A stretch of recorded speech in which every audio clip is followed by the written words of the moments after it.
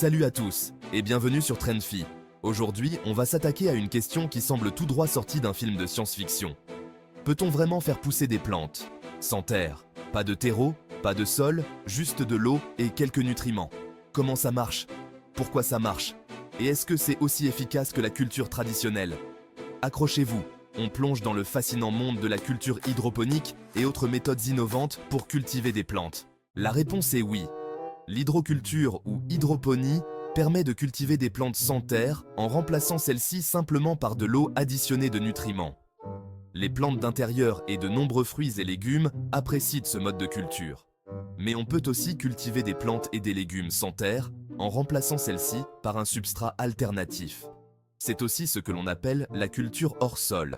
Et c'est un moyen simple et amusant de faire pousser des végétaux chez soi, quel que soit l'espace dont on dispose. Et surtout, en respectant le rythme des saisons.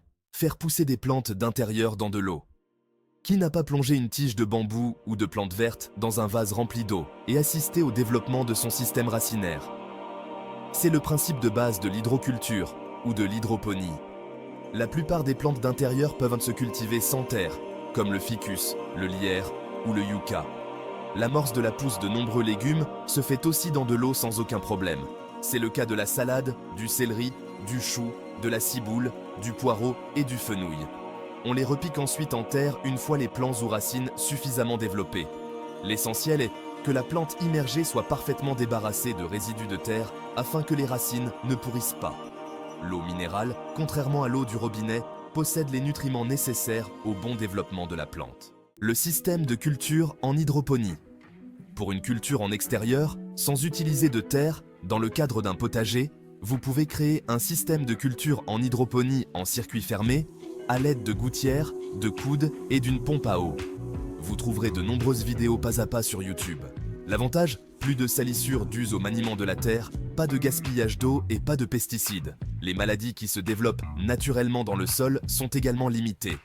Les plants de vos légumes reposent dans des godets remplis de billes d'argile. C'est une culture idéale pour les salades et les plantes aromatiques, comme le basilic. Vous ajouterez à l'eau une solution nutritive composée d'azote, de potassium et de phosphore. À noter que la culture en hydroponie maison, à petite échelle et adaptée aux saisons, n'a pas les inconvénients de cette même culture hors sol à grande échelle, sous serre, où l'utilisation de matériaux plastiques, d'eau et de substrats est bien plus importante, ainsi que le recours à la lumière artificielle. Faire pousser des fruits et légumes dans un substrat neutre. Vous pouvez aussi faire pousser vos plantes et légumes hors sol, dans un substrat neutre, alternatif à la terre, billes d'argile, gravier, laine de roche, sable, fibres de coco, feutre horticole, pouzzolane, cailloux de roche volcanique légers et poreux, coco-perlite. Le substrat permet à la plante de s'enraciner. Les fraisiers, dont les racines auront été parfaitement nettoyées, poussent très bien dans les billes d'argile en ajoutant une solution nutritive et en arrosant régulièrement. Vous pouvez réaliser une tour à fraisier en hydroponie à l'aide d'un tube de PVC enrobé d'une bâche épaisse remplie de coco-perlite et équipée de goutteurs pour l'arrosage. Les tours à fraisier permettent de gagner de la place au jardin et garantissent un jardinage sans mal de dos.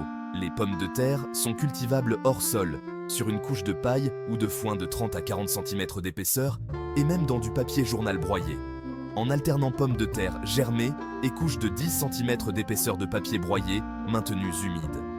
Quant aux tomates, elles s'épanouissent aussi très bien en culture hors sol, dans des systèmes hydroponiques avec substrat de laine de roche, de tourbe ou de fibres de coco. Les nutriments sont directement versés à la racine.